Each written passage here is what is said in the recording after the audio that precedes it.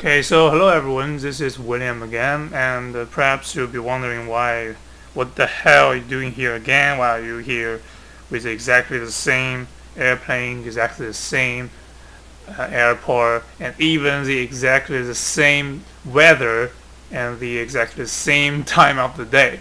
Okay, so the reason I'm redoing this was not because I did a bad landing last time. The landing was quite excellent actually. It's much better than I thought I would do. Okay, so it was not the landing, but something that came up during when I was editing the video and reviewing everything. I found out that I did something actually wrong, not horrendously wrong, but something that makes me not comfortable. So yeah. Given the fact that some of my friends are actually real-world pilots, or at least will become real-world pilots, so considering their feelings, maybe I should do it right for this time. Maybe I will get a landing that is not as perfect as last time, but at least I should make things look right. Okay, so let's see where to start. Okay, so the first thing I did wrong was that I kept my mouse too close to the microphone last time, which is totally unexpected because I can hear the sound until the recording was complete. So sorry for that. I will fix that this time. Have a try. And the second thing I did wrong was that I forgot to arm the auto throttle after I disconnected, which is very, very dangerous because if I didn't have the auto throttle on at the arm position during the final approach, if I want to initiate a go around, I cannot use the go around at the toga button, the takeoff go around button at the throttle lever to push the throttle forward for me. So I have to manually do that. And if I forgot that, if I thought I already have it armed and push the toga button, I will wait for it and nothing happens, and things will turn out to be very, very bad, which is very dangerous. So this is not something horrendously wrong, but could lead to something like the one we just saw in July the 6th at San Francisco International Airport. Yeah, that's totally possible. So that's a very big mistake. That's a big one. And there are also some minor problems with like the pressurization system, and I'll try to fix that one by one. So I'll start the simulator now. So it become noisy. Okay, so get prepared. Okay, so the first two I was gonna fix is to change the landing altitude. This will correct the cabin pressurization automatically for us. And the second thing is, again, we're gonna descend to 3200. Level change.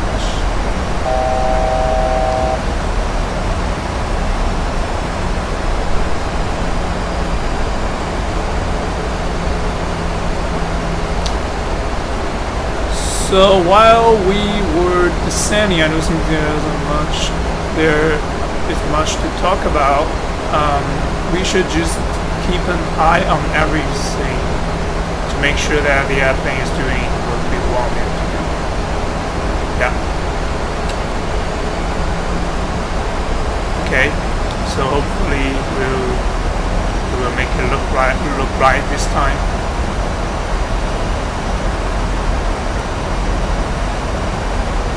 Okay. So at this stage, I'm gonna flaps 1 and slow down to 2, maybe 25 knots. Oh yes, and I also need to select the final approach speed, which is 134 plus 5 knots, which is very important to watch out for. Okay, then we just wait for a chance to intercept the LNAV path. I really hate the glitches here. I don't know why. Just after I keep my computer running for a while, this happens very often. And anyway, this is Microsoft software, so it's understandable. Microsoft always do this. Tons of exceptions. Tons of exceptions, errors. Just cover that and let you know. auto brake. Set to 3 again. Actually, I don't sure if we will need 3. I think 2 would be enough as well. Let's just make it 3. I think we can start turning from here. Legs, execute, and LF. Okay, so while we were turning, we can slow down even more to bring out more flaps when we are ready to do so. So flaps 2. The flaps will slow us down more quickly.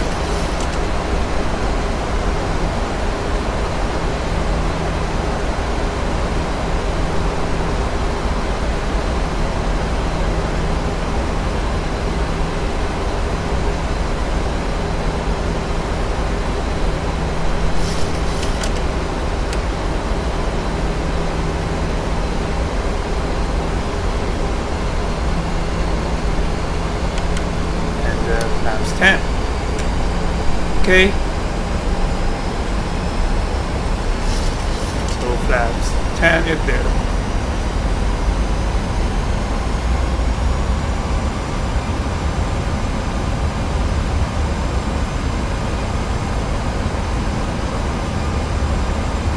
So again, we will do everything in the same order. At 600 feet AGL, we will disconnect all the throttle, but after a while we're going to reconnect it just to make sure that the FMA here will announce arm instead of MCP speed or something like that, to make sure that the auto throttle is not active but it's on. Perhaps a lot of you have heard of NTSB displaying trying to explain the difference between arm and engaged. And of course, a lot of journalists just don't get that and starts guessing around, which is very sadly true these days for news networks reporting airplane accidents. So we're gonna go. Let's see, what can we do? Flaps 15 and geared.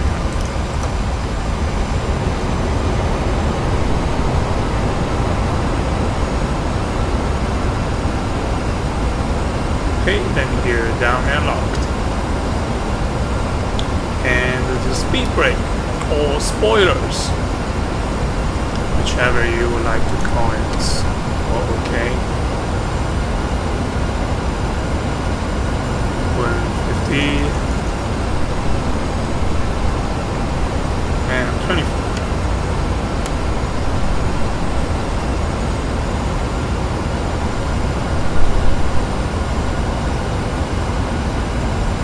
Can go 30 from here.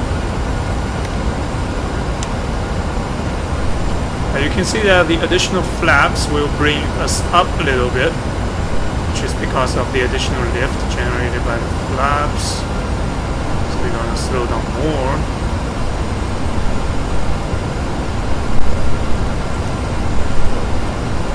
And this will be our final landing configuration. Except for the speed, of course. Okay, so now let's set the go around altitude.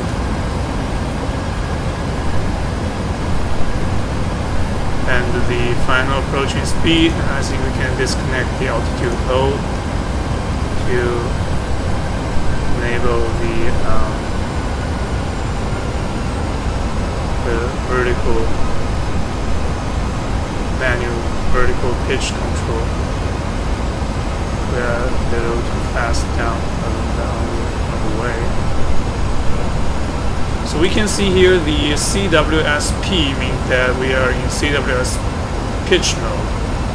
And the command is still active here, meaning autopilot is still in control of the road and the yaw maybe, but we are in control of the pitch, which mainly controls the vertical speed and the altitude of the air. Now we need to be a little easy with the vertical speed, since the glide path is a significant distance above us. It's at a significant distance above us. So we can intercept it gradually. It's about 750 glide slope. Vertical speed.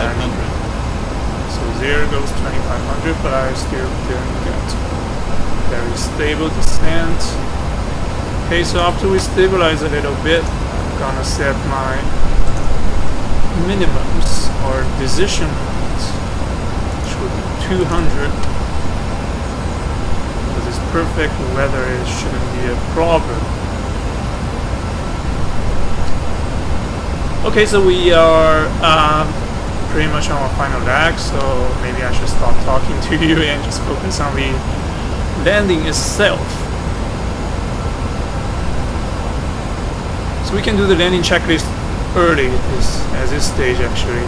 So landing gear 3 green, flaps 40 green, and the ground spoilers are arm and all the brake is 3. And the lights are okay, the ignition okay. So landing checklist is coming. I'm gonna start the APU now, but I'm not gonna mess up, play around with that just in case we got anything. So let's just focus on the landing. Below 1000 feet this will become quite interesting. Yeah, I really hate these glitches when you are closer to the ground. It's just totally Microsoft software behavior, which I don't understand at all.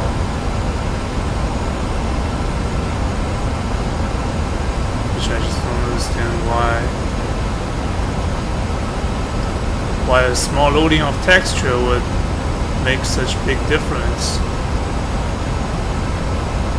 We were pretty lined up with the landing. 1000. That's 1000. Just a little low.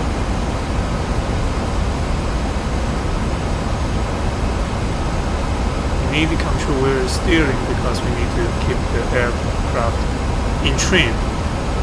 Trimming is very important for the final stage of the descent. There goes 700.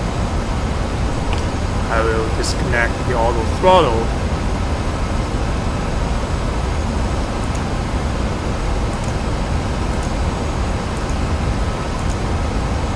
That's still MCD speed. 500. Maybe I should disconnect autopilot and reconnect it. Yeah, it would be arm. Okay, so I did this wrong again. I should first disconnect the autopilot and then the auto throttle. Then reconnect it.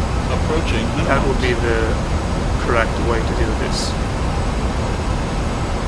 Minimums.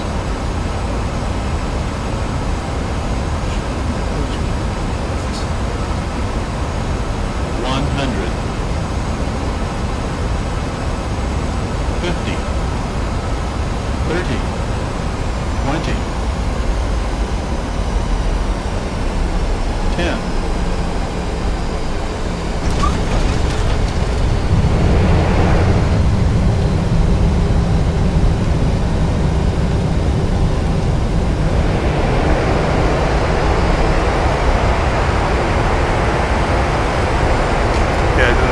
Why the thrust reversal didn't kick out?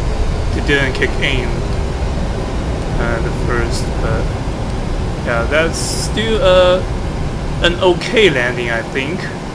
Perhaps some of you will laugh at me, especially real-world pilots, but to me it's already pretty good. So we just, as usual, turn everything off. So yeah, that's pretty much it.